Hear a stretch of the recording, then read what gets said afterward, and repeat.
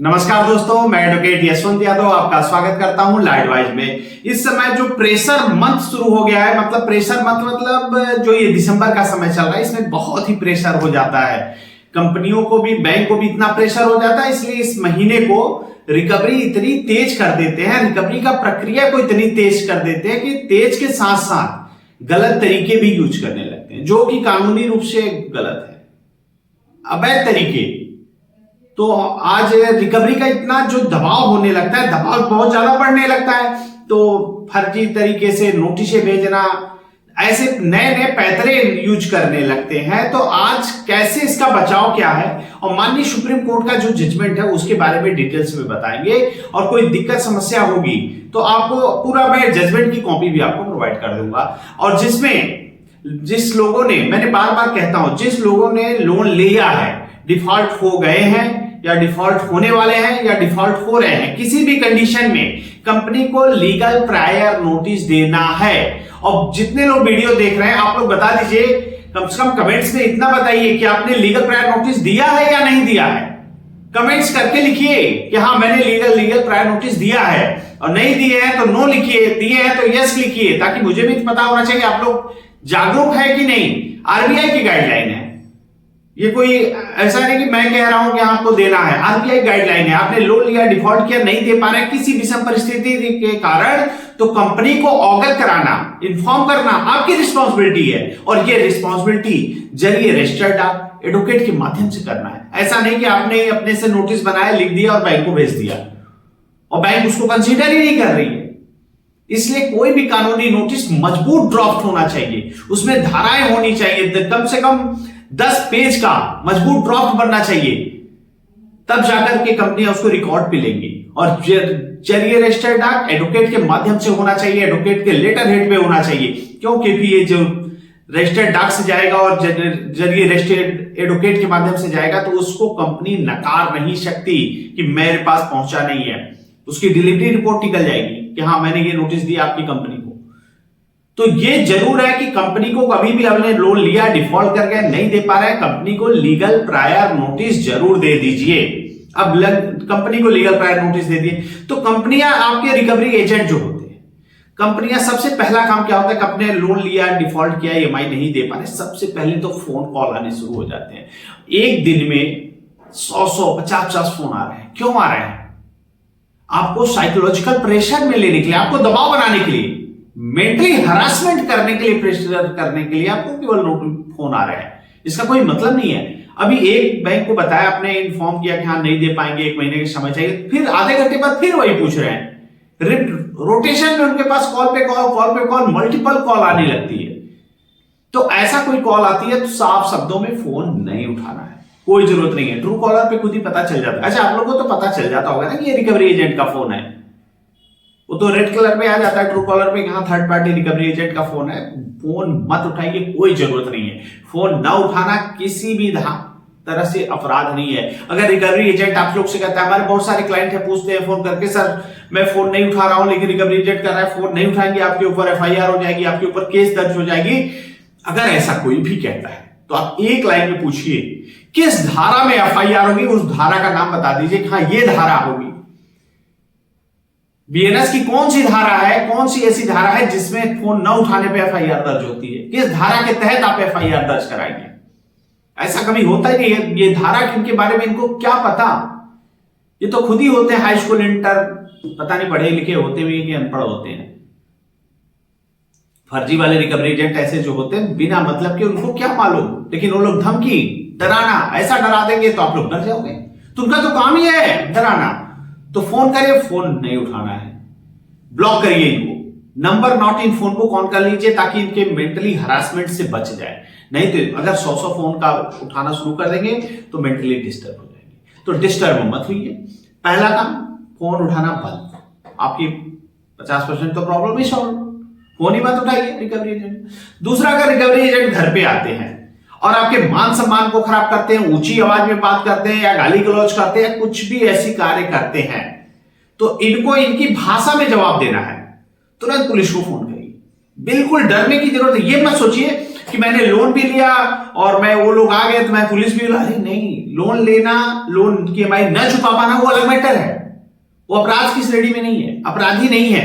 लेकिन कोई आपके घर पे आके आपके मान सम्मान को खराब करे, ऊंची आवाज में बात करे, गाली गलौज करे, अड़ोस पड़ोस में बताए, ये क्राइम है, ये गलत है। तो इसकी भाषा में जवाब देने के लिए आपको पुलिस को बुलाना पड़ेगा। अगर देखिए कई बार होता है कि आपने अधिकार जानते रहिए कि आपका क्या राइट्स है, क्या अधिकार है, क्योंकि बहुत बार रिकवरी एजेंट आते हैं, अगर कायदे से बात कर रहा है ठीक है, सब कुछ ठीक है, नॉर्मल है तो ठीक है। अगर बदतमीजी कर रहा है तो तुरंत गेट के द्वार रहेंगे, गेट के बाहर निकलिए, पहले वहां पूछिए आई कार्ड है। अगर कोई बदतमीजी कर रहा है, ऊंची आवाज में बात कर रहा है, या फिर आपके मान सम्मान को लग रहा है कि खराब कर रहा है, या फिर कुछ भी ऐसी अनैतिक कृत्य कर रहा है, तो उस समय तुरंत गेट के बाहर निकल के आई कार्ड है, हाँ या ना, होम विजिट लेटर है, हाँ या ना, डीआरए का लाइसेंस है, हाँ या ना। अगर कोई कहता है मैं थर्ड पार्टी हूं, हमारे बैंक ने आपके बैंक ने ऑथराइज किया, ऑथराइजेशन लेटर है, हाँ या ना। अगर इतने डॉक्यूमेंट है तो बात करिए, नहीं तो निकालिए बाहर इनको, क्या जरूरत है इनसे बात करने के लिए। और ज्यादा दिक्कत करे तो पुलिस तो है ही, तो इनको कैसे समझाना है आप समझ लीजिए, यही प्रक्रिया है। क्योंकि ये जब कुत्ते भौंकते हैं तो भागना नहीं है कि दौड़ के आप भागना शुरू कर देंगे तो दौड़ा लेंगे, भागने की जरूरत नहीं है, कुत्ते भौंकते हैं। अगर है तो इनको समझा देना है औकात में कि ऐसे भौंका नहीं जाता है, जो आकर के चिल्ला रहा है ऊंची आवाज में बात है, इनको ढंग से समझाना पड़ेगा। तो इस भौंकने के लिए बुलाना पड़ेगा आपको, तो पुलिस बुला लीजिए। और डरिए नहीं कि पुलिस आएगी तो कहेगी कि हाँ आपने लोन लिया, आपने नहीं दिए इसलिए ये कुत्ते भौंकेंगे, तो ऐसा नहीं है। पुलिस का काम है, अगर आपके कोई मान सम्मान को खराब कर रहा है, ऊंची आवाज में बात कर रहा है, गाली गलौज कर रहा है, तो उसके लिए आपने बुलाया है।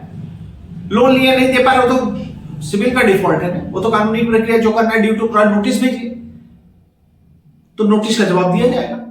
और ये जो उसके बाद तो ये हो गया आपका कि जो रिकवरी एजेंट आ रहे हैं भौंक रहे हैं, तो ID card, visit letter, DRA licence, authorisation letter, इतने डॉक्यूमेंट है तो बात करो, नहीं तो कोई जरूरत नहीं है बात करने की। अब आ जाते हैं, कभी कभी ये कहते हैं 316 बीएनएस की धारा 316 जो कि 420 406 में 316 318 हो गया है कि हाँ इसमें आपके नाम पे एफआईआर हो जाएगा, केस हो जाएगा, ऐसा कुछ हो जाएगा।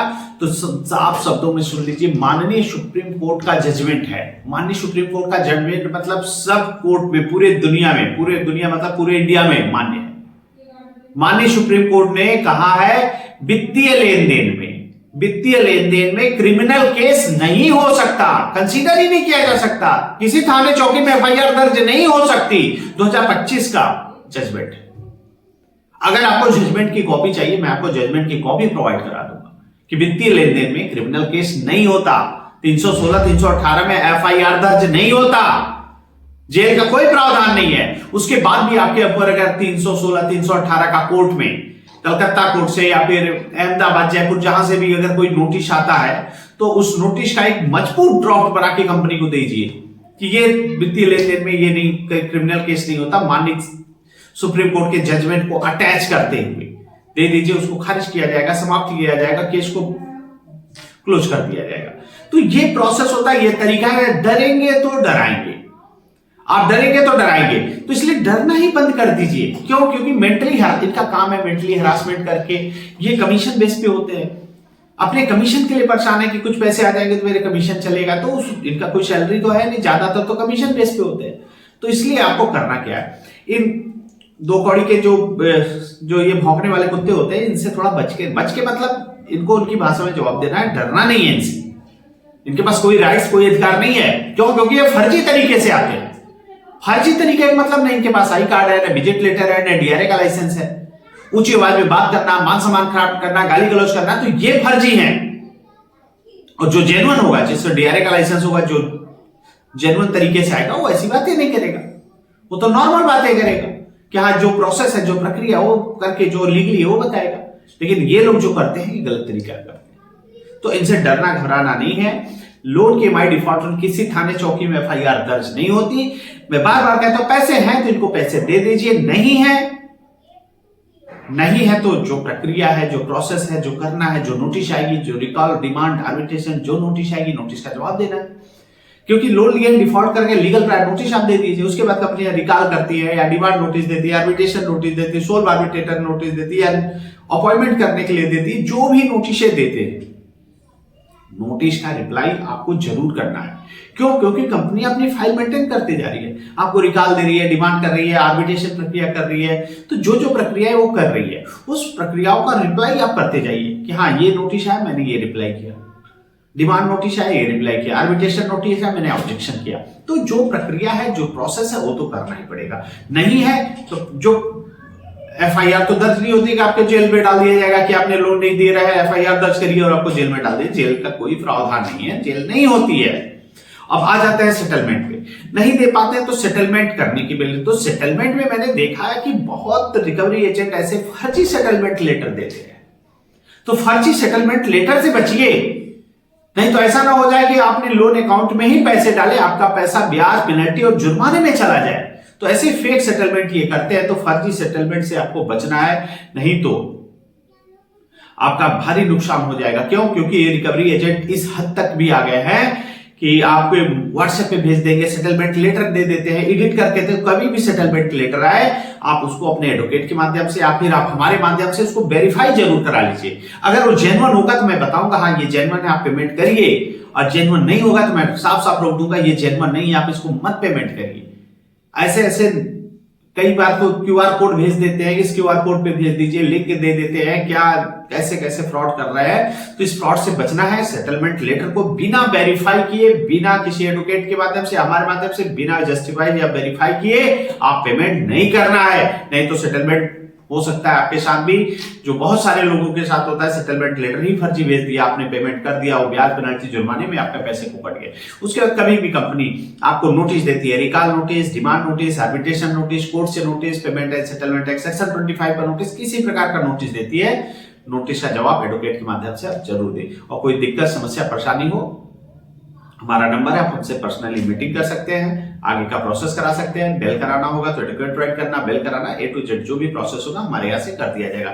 मैं अपनी बातों को यहीं समाप्त करता हूँ। जय हिंद, जय भारत।